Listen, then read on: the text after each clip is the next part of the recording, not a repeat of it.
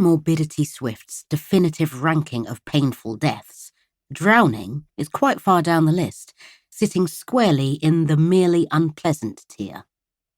It is well below starvation, bear attack, and acid vat, and well above having a piano dropped on one's head, or dying peacefully in one's sleep whilst having a lovely dream about butterflies.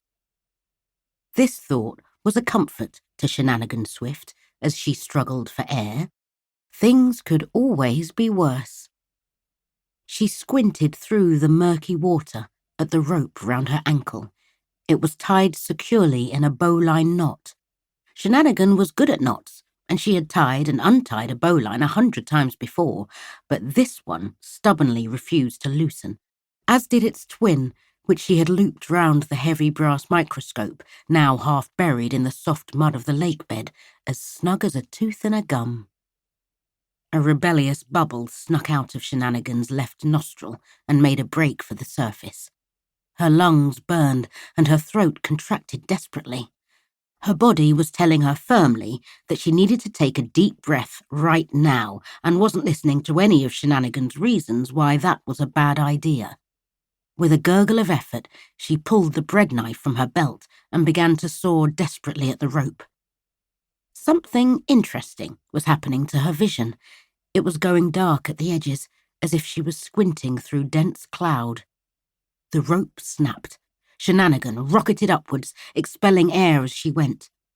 Above her, light danced in broken beams on the water's surface, a rippling glass roof that she shattered with the force of a hurled stone.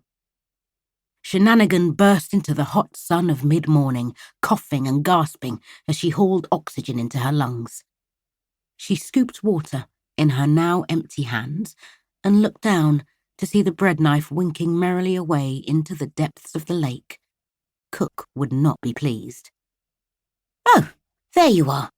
I don't suppose you've seen my microscope, have you?" Shenanigan jerked in surprise. Phenomena had got quite stealthy lately.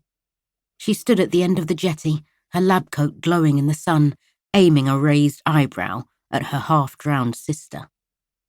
Shenanigan thought fast. "Well, yes," she replied. "I have seen your microscope. Many times. But recently, in, say, the last hour or so?" Shenanigan never lied. She merely told a version of the truth.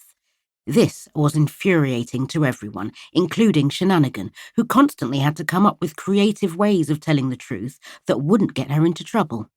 She often considered writing a guide. "It has been some time since I last saw it," she hedged. Technically, a minute counted as some time.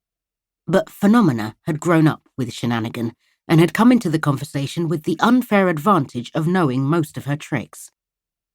"It's just that when I asked Cook," Phenomena went on, "she said she hadn't seen it either, but had seen you heading into the garden with a covered object she described as microscope size."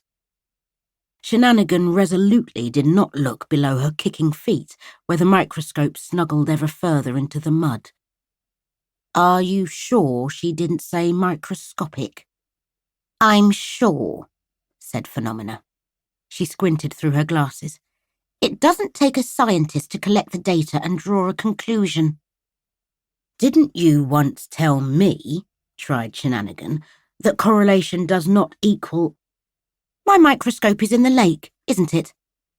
"It is in the lake, yes." Phenomena sighed and held out a hand to help Shenanigan flop onto the jetty. "I didn't expect it to get stuck," Shenanigan muttered apologetically. "I was going to pull it back out again." "Like the statue, the candelabra, and the ornamental doorstop?" Shenanigan winced. The bottom of the lake was now a backyard Atlantis in which strange objects loomed out of the silt like relics from a long-lost civilization. Shenanigan would never have taken Phenomena's microscope if she hadn't run out of other heavy, less important things. "And I don't suppose you'll tell me what you're up to?" Phenomena asked.